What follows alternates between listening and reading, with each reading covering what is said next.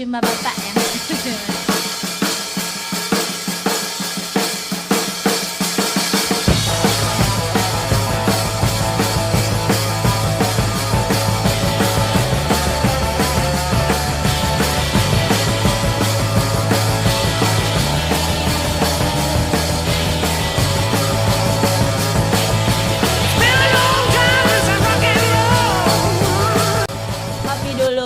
Kita lagi nunggu kopinya nih ya.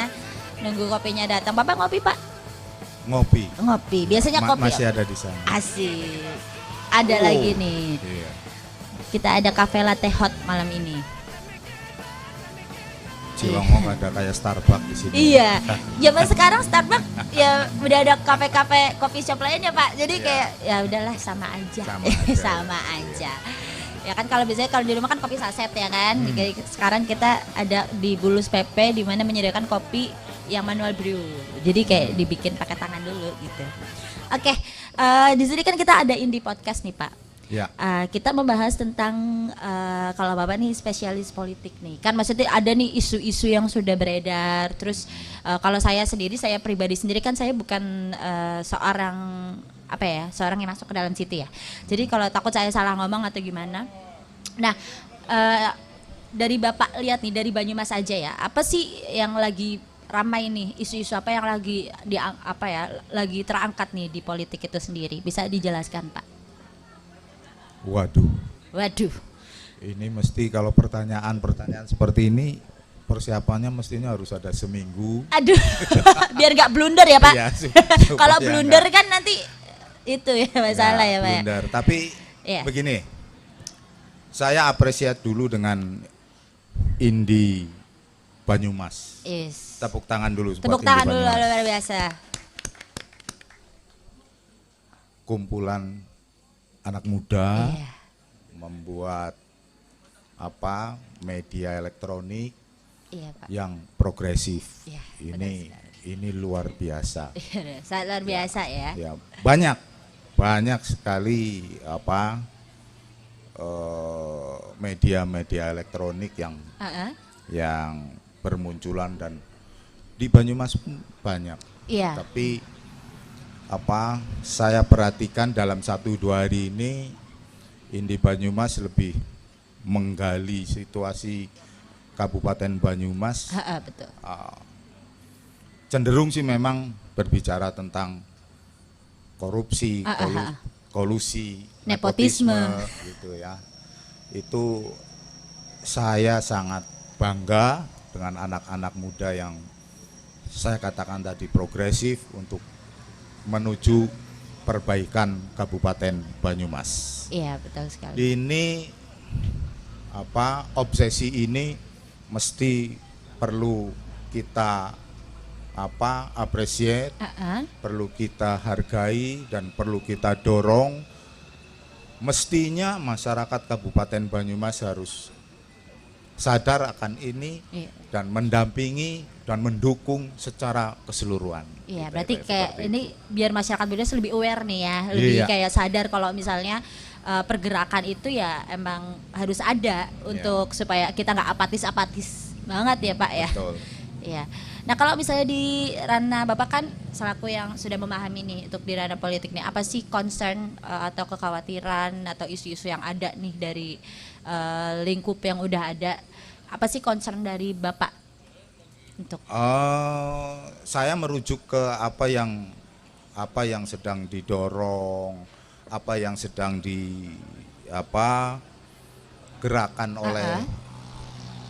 oleh Indie Banyumas. Saya perhatikan cenderung ke arah tentang perhatian tadi saya katakan KKN. Ya. Kalau merujuk kepada hal itu, yang rame apa sekarang di Kabupaten Banyumas memang kalau ambil beberapa banyak ya, tapi secara spesifik Iya, Pak. itu yang saya pegang sendiri. Yaitu saya sudah bicara beberapa kali panjang lebar tentang kebun dalem. Kebun dalem ya, Pak. Mangkraknya pembangunan kebun dalem. Iya. Tapi ada lagi ini tentang bansos. Aduh. bansos ini lagi menjadi perhatian. Jadi polemik ya, masih jadi polemik gitu. Karena memang bansos ini melibatkan masyarakat, Iya. mestinya dari negara untuk masyarakat yang harus kita kawal bersama-sama secara serius. Iya. Saya katakan secara serius. Nah, saya perhatikan dari beberapa media elektronik yang mudah-mudahan Indi Banyumas akan secara terus-menerus konsekuen pengawalan tentang KKN, ini. korupsi, Kolusi kolusi, dan dan nepotisme. nepotisme. Itu. Bicara bansos saya tidak begitu mendalami, tapi nanti ada rekan kita barangkali dari Batik. Oh iya, dari Batik itu singkatan dari apa tuh Pak? Banyumas Anti Korupsi. Asik. Iya. Berarti emang itu pergerakan dari ketidaksetujuannya akan ada korupsi, kolusi dan nepotisme ini ya Mas ya. Iya. Oke. Berarti kan tadi kita tentang bahas tentang kebun dalam sendiri tuh. Apa sih isu dari pembangunan kebun dalam itu yang menjadi concern sekali yang perlu perlu dikulik lagi dan perlu mungkin evaluasi lagi? Secara garis besar barangkali kalau tentang kebun dalam itu bicara permasalahan klasik itu sudah kurang lebih ada 30-40 tahun. 30 permasalahan 40 ini tahun. tidak pernah selesai. Oke, Pak. Lama Kemudian ya, merujuk aja lah ya. Kenapa Iya. saya concern ke masalah itu? Karena dalam perjalanannya kebun dalam itu indikasi merugikan masyarakat Banyumas itu di kisaran minimal 76 miliar sampai dengan 150 miliar. Banyak sekali ya Pak. Baru ini kami juga melalui ada ini media di Banyumas juga yang Iya, namanya hashtag mengadakan semacam saresean Iya. yang membahas tidak jauh tentang hal seperti ini yaitu KKN. KKN gitu. Lah di sana sudah saya jelaskan panjang lebar, kemudian yang dihadiri oleh kejaksaan, kepala kejaksaan dan dari pihak Polri itu, kemudian moderatornya dari Universitas Jenderal Sudirman. Iya. Singkat cerita bahwa perkara kebun dalam itu memang on proses ini. On proses. Menurut penjelasan dari Kajari bahwa kebun dalam proses negosiasi tentang antara pemerintah daerah dan penyewa. Nah, ini keputusan terakhir walaupun dalam persidangan yang menyedihkan sekali itu pemerintah daerah selalu kalah. Selalu kalah. Kemarin menggugat juga kalah. Nah, permasalahannya apa mesti kita harus dalami bersama-sama. Oke.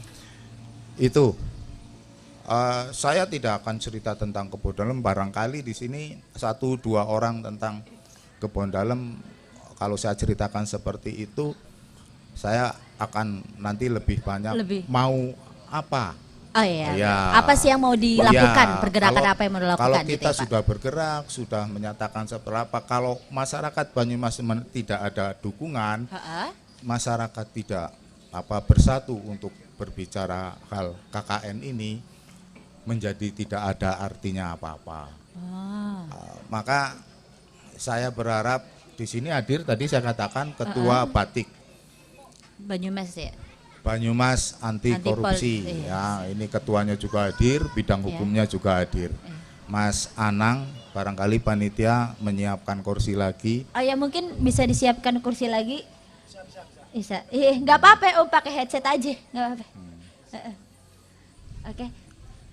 Ada kursi tidak nih? Ya. Ini mau ada Mas Pak Anang ya? Pak Anang. Ya. Ketua Batik Ketua Batik. dengan Mas Hani bidang Mas Hani, hukumnya. iya. Ya. Mas Hani. Oke, Ini berarti apa kembar, kembar. anak kembar. Anak kembar Anak tapi. kembar. Iya. Iya. Mirip ya. Oke.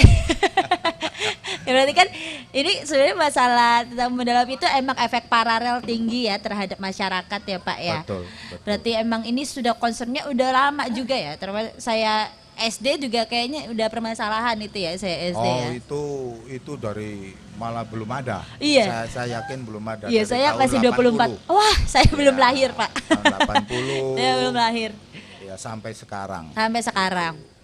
Berarti itu menjadi polemik yang masih justru malah menjadi lumut ya, menjadi Ya. jadi merambat kemana-mana ya kalau itu ya. Ya, obsesi saya sebenarnya sudah berkali-kali saya katakan kepada pemerintah daerah maupun pada pengembang yang terlibat di situ untuk diselesaikanlah, karena itu Kebon Dalem adalah daerah di perkotaan ya, sentral kota Iya. Kabupaten Banyumas, tapi kalau disuguhkan dengan kondisi yang mangkrak seperti itu seolah-olah kayak pemerintah daerah itu tidak bisa berbuat apa-apa. Iya, Memalukan. seolah-olah tidak peduli ya. Jadi kan masyarakat Memalukan berpikirnya kayak itu, kok iya. seperti ini Iya. gitu kan.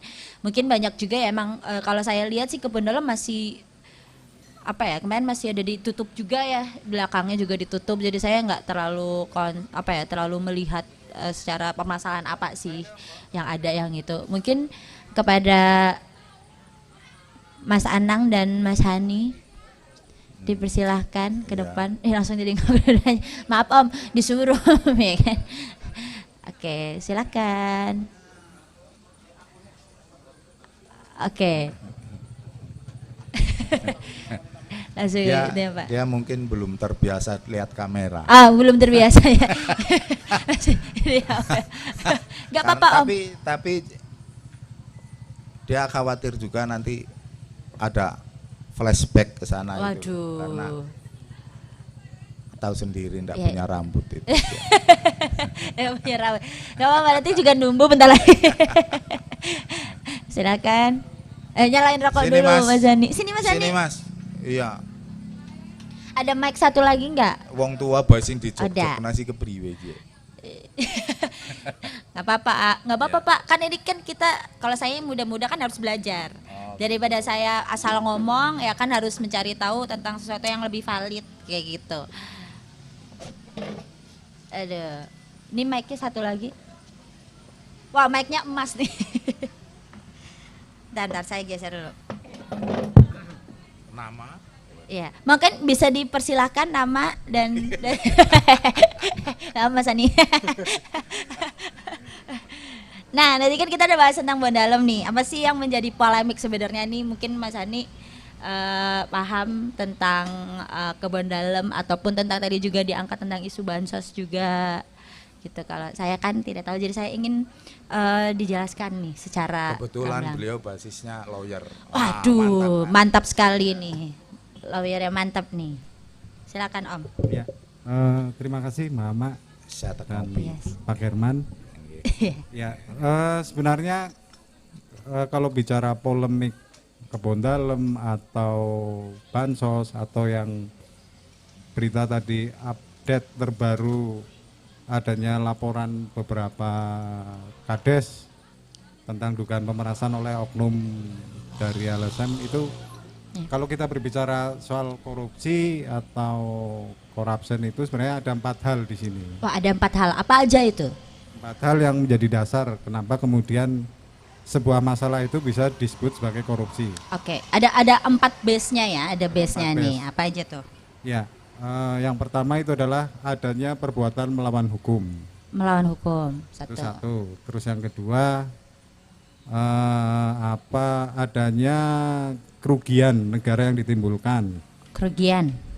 Terus yang ketiga adanya penyalahgunaan wewenang atau kekuasaan. Oke, berarti tidak ada ini nih, ada 3 nih. Terus yang terakhir apa nih Om? Yang terakhir itu dari ketiga perbuatan itu memberi keuntungan kepada sekelompok orang atau seseorang atau orang lain gitu. Berarti ini kayak keuntungan sepihak nih, tanpa untuk yang berkepentingan doang kayak gitu ya Om maksudnya. Ya. Oke. Nah, Nah, kalau tadi seperti banyak sudah disampaikan oleh Pak Herman, Ya. kalau kita bicara kasus Kebon Dalem itu kan itu kan sebenarnya sudah terjadi lama ya, Mbak. Ya. Artinya di sini ada aset negara yang harusnya sudah dikuasai oleh negara atau dalam hal ini adalah pemerintah Kabupaten Banyumas, tapi pada kenyataannya sampai sekarang itu masih dikuasai oleh pihak kedua atau pihak yang dari awal itu sudah memang bekerjasama dengan Pemkab, dan seharusnya kalau kita bicara aturan itu seharusnya sudah dikembalikan kepada pemerintah. Oke, berarti sudah selesai nih seharusnya ya? Seharusnya sudah selesai. Terus efek apa sih dari permasalahan ini ya, Pak, tentang permasalahan Kebon Dalem ini terhadap masyarakatnya itu sendiri? Ya, kalau bicara akibat itu jelas banyak, Mbak. Contohnya apa nih, Pak? Yang pertama adalah itu kita bicara soal perbuatan yang merugikan negara dalam hal ini. Merugikan negara. Dalam itu hal ini apa? Kerugian negara. Dalam hal ini berarti ekonomi atau tentang strukturalnya nih? Itu kalau kita mau bicara secara luas itu sebenarnya baik secara ekonomi atau secara struktural atau secara politis. Politis juga? Bisa. Itu ada akibat ke sana. Berarti banyak banget ya, ternyata udah sampai nggak apa-apa. Oh ya, kayak lagi mau buka racing ya di sini ya. Nggak apa-apa. Nggak apa-apa. Nggak apa-apa. Maaf nih Pak ya. Biasa. Karena ini memang yang terjadi di sini gitu kan. Iya, yang terjadi di sini kayak racing. Ini lama-lama kayaknya mau bikin sirkuit ya kan di sini kan. Nah, yes breaking. Karena udah serius-serius amat ya kan. Oke, kalau sedikit kemarin tadi ada beberapa kerugian juga ya yang ditimbulkan ya berarti ya. Ini udah pernah apa aja sih yang untuk dilakukan dalam mencapai hak yang seharusnya didapatkan untuk dari Kebon Dalem itu sendiri? Iya. Udah lama banget ya, berarti saya belum lahir soalnya itu. Saya juga belum lahir kan. Jangan bohong. Saya lahir 97 nih Om. Jadi kan jauh banget nih ya kan. Apa sih yang sudah pernah dilakukan untuk memperjuangkan dari hak-hak itu sendiri? Iya. Sebenarnya yang lebih banyak awal untuk memperjuangkan Kebon Dalem itu beliau, Pak Herman ya. Ya, yang sudah konsisten itu mungkin sekitar 4 tahun 5 tahun yang lalu sudah berjalan ya Pak Herman ya. Kalau persoalan Kebon Dalem ini kemudian diperjuangkan. Udah dari 2006. 2006 itu berarti udah berapa belas tahun lalu itu? 7. Waktu beliau masih aktif ya Pak Herman ya. Oh iya 2006 berarti berapa belas ya? Nih saya matematikanya juga enggak dong nih. Bentar. 15 tahun. 15 tahun lebih. 15 tahun lebih. 15 tahun lebih untuk memperjuangkan Kebon Dalem ini ya. Berarti kan ini emang sudah masyarakatnya juga udah kena juga ya akhirnya pada akhirnya gitu. Setelah itu kan banyak nih kayak pergerakan, apalagi zaman sekarang ya, pergerakan melalui media juga kayak gitu. Apa sih yang masih diperjuangkan sampai sekarang atau masih ada sidang ulangkah ataupun gimana?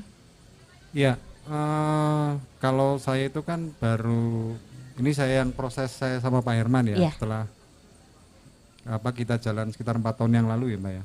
4 tahun yang lalu. 4 tahun yang lalu. Sebenarnya kita sudah banyak melakukan upaya di sini Mbak. Cuma memang upaya yang kita lakukan itu bahasanya itu lebih banyak ke arah non litigasi. Non litigasi apa itu non litigasi? Non litigasi itu upaya yang kita lakukan yang di luar proses hukum. Oke.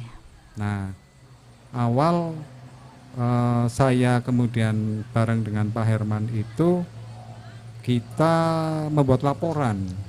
Laporan waktu itu kita sudah melaporkan ke beberapa instansi yang berkompeten, yaitu kita sudah bikin laporan ke KPK, terus ICW Indonesian Corruption Watch itu, terus yang ketiga kita ke Mabes Polri. Waktu itu kita langsung datang ke Jakarta dengan Pak Herman, kita bikin pengaduan di sana Mbak.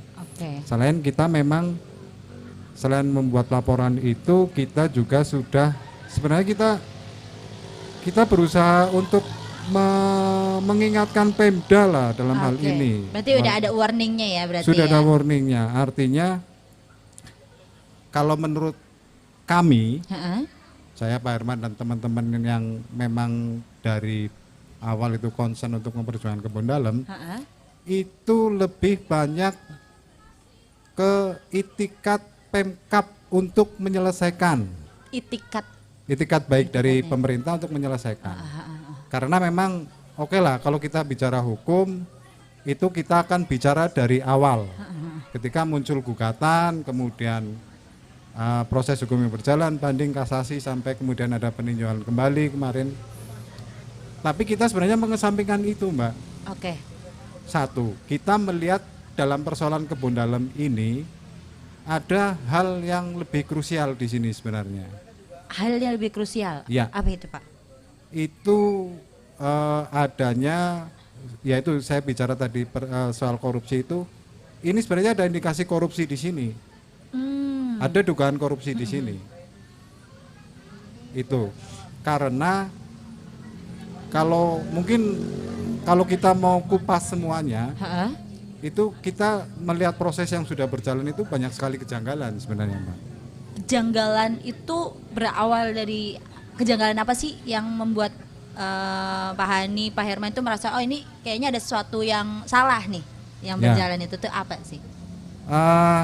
Kalau kita bicara persoalan kebun dalam itu sebenarnya kan di sini ada 3 perjanjian yang kemudian ada di persoalan kebun dalam, Mbak. Itu persoalan perjanjian 80, 82 dan 86. 80, 82, 86. Ya. Oke, itu Itu saya belum dari nanya. kompleks kebun dalam itu ada 3 perjanjian yang kemudian dijadikan dasar pengelolaan oleh investor untuk mengelola aset itu. Nah, kemudian kalau kita bicara persoalan kebun dalam, Iya. itu sebenarnya muncul di perjanjian 86, 86 itu tahun, Mbak. tahun 86. Jadi kan tadi saya sampaikan kan, Iya, ada ya, 3. ada 3. 80, 82 dan 86. Permasalahannya itu di 86 itu. 86. Apa sih yang perjanjian yang menurut Mas tuh janggal itu? Ya, objek sengketa Ya. atau perjanjian yang kemudian dipermasalahkan sehingga kemudian mengakibatkan atau memunculkan gugatan oleh pihak investor kepada pemerintah kabupaten itu kan karena dia merasa objek perjanjian 86 itu tidak bisa dia kelola. Bahasa sederhananya seperti itu. Iya, iya. Tapi kemudian yang muncul adalah objek sengketa, bukan objek, tapi objek objek 80 dan 82 itu malah kemudian diikut sertakan dalam perkara 86. Oke. Dalam perjanjian 86 itu keanehan satu di situ. Terus yang kedua, yang lebih aneh lagi sebenarnya, ini kan sebenarnya persoalan aset, Iya. aset milik pemerintah. Tapi kemudian kenapa ada miss di sini? Ada yang salah gitu Ada ya? yang salah. Ada yang terlewat gitu ya? Iya. Padahal secara kembali lagi tadi, secara ekonomi itu kan kita bicara kebun dalam adalah aset daerah yang luar biasa. Iya. Satu, strategis, luas, gitu kan. Tapi kayaknya kok Pemkab itu kemudian ngurusi aset yang jelas di tengah kota, itu bisa ada miss. Nah, saya nggak akan mengatakan itu miss seperti apa lah. Iya. Nah, itu kemudian berjalan sampai kemudian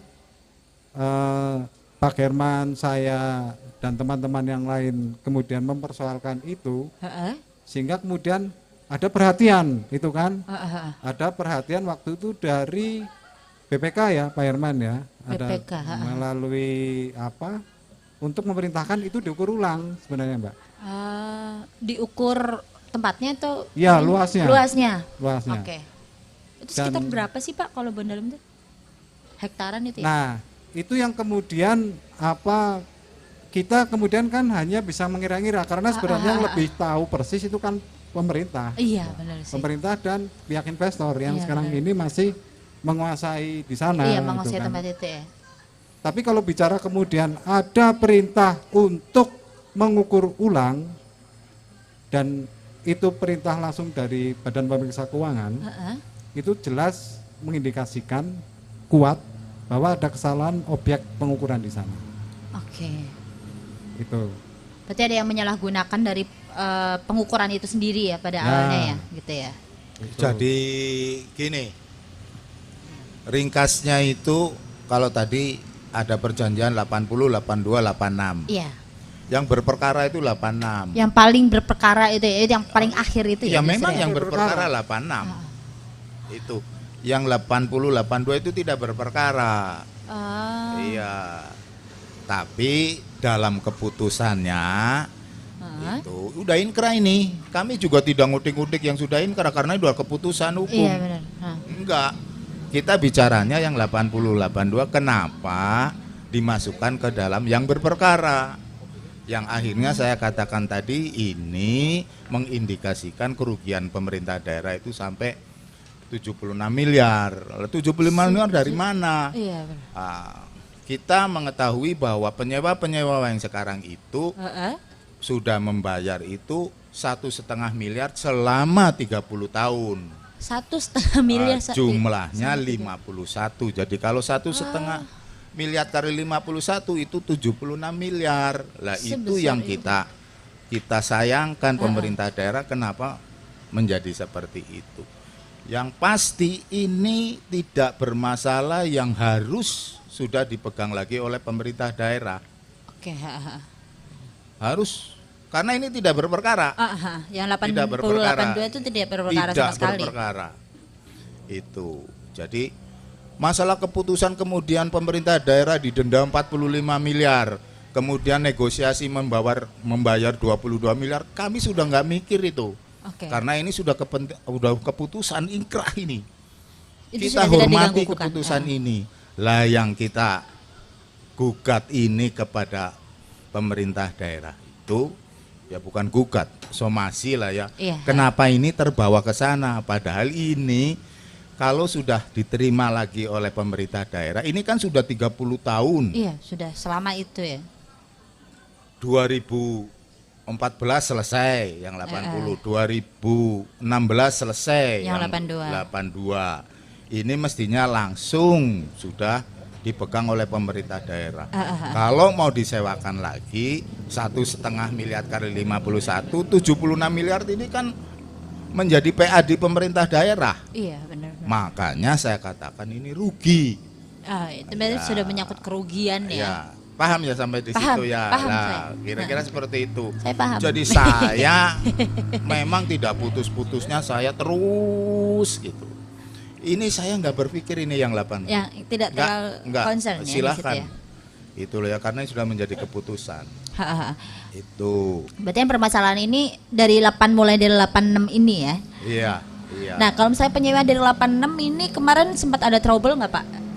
Penyewa yang mulai dari 86. Oh, yang 86 sudah apa? Sudah menjadi keputusan. Nah, kalau bicara ada problem, ya kalau saya bicara ke dalam lagi ke sini ikut cawe-cawe yang 86 banyak problemnya. Karena di dalam keputusan 86 ini itu ada juga toko-toko yang sudah 30 tahun selesai.